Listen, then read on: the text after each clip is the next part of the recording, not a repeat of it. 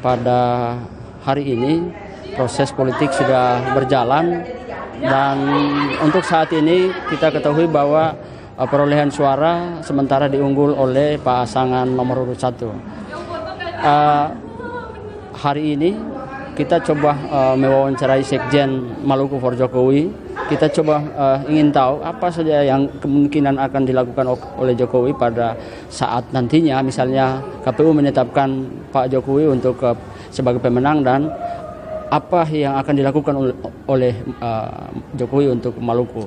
Ya, malam hari ini kita coba berbincang bersama Sekjen Maluku for Jokowi. Selamat malam, Ibu. Oke, selamat malam.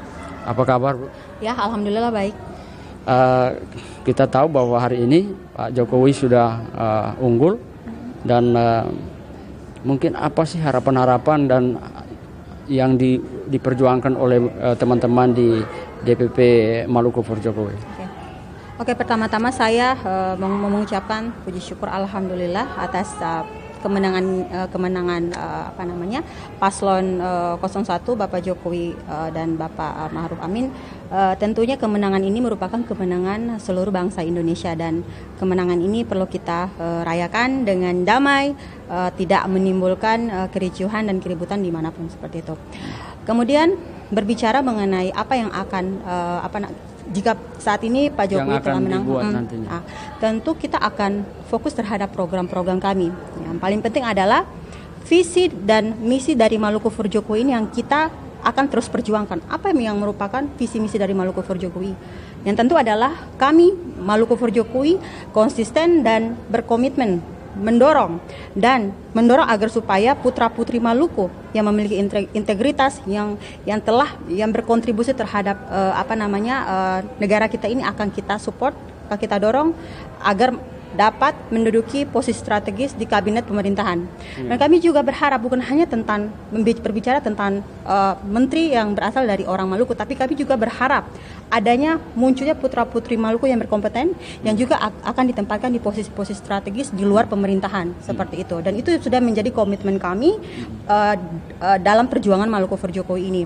Dan kemudian juga melalui Maluku for Jokowi juga kami menegaskan sikap kepada Bapak Presiden Joko Widodo bahwa kami berharap apabila beliau kembali duduk sebagai presiden untuk kedua kali, maka kami berharap dan kami mohon agar supaya undang-undang kepulauan segera direalisasikan. Karena mengingat undang-undang kepulauan memiliki banyak manfaat, khususnya bagi daerah-daerah atau provinsi kepulauan, dalam hal ini adalah Maluku. Dan itu memang menjadi komitmen kami melalui pergerakan Maluku for Jokowi, dan itu menjadi fokus kami dalam mengawal semua kepentingan Maluku for Jokowi. Kalau hari ini kan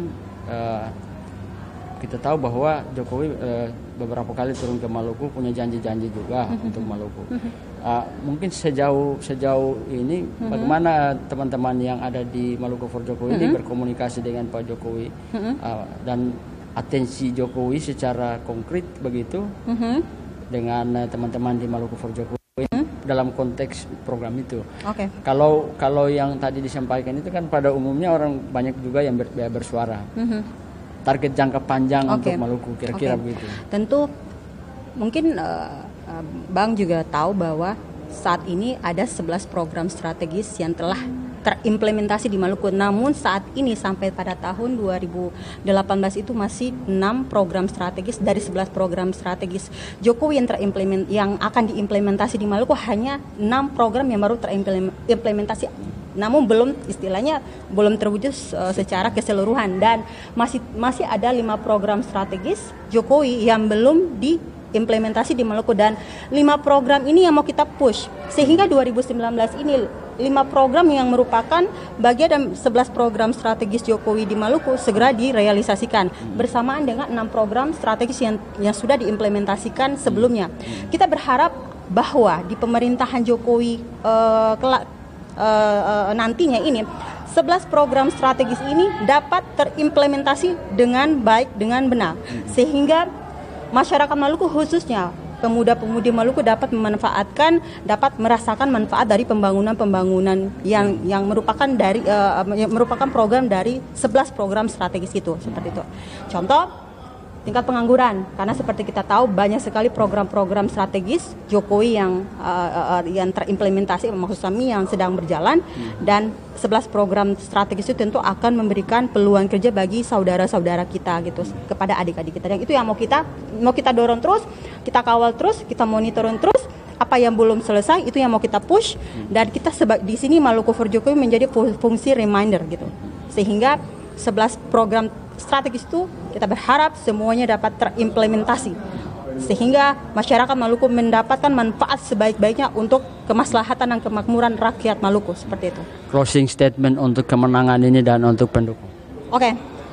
Closing statement, saya sangat senang sekali, khususnya Maluku for Jokowi. Terima kasih atas perjuangan kita selama ini, begitu. Dan ini kemenangan ini tidak sampai di sini. Ada perjuangan yang harus kita yang masih harus kita perjuangkan, yaitu kita harus memperjuangkan segala kepentingan rakyat Maluku secara keseluruhan. Kita punya visi misi adalah pembangunan Maluku harus merata di 11 kabupaten. Kemudian adalah program-program yang masih belum terimplementasi secara keseluruhan, kita push, kita dorong agar semua dapat terrealisasi.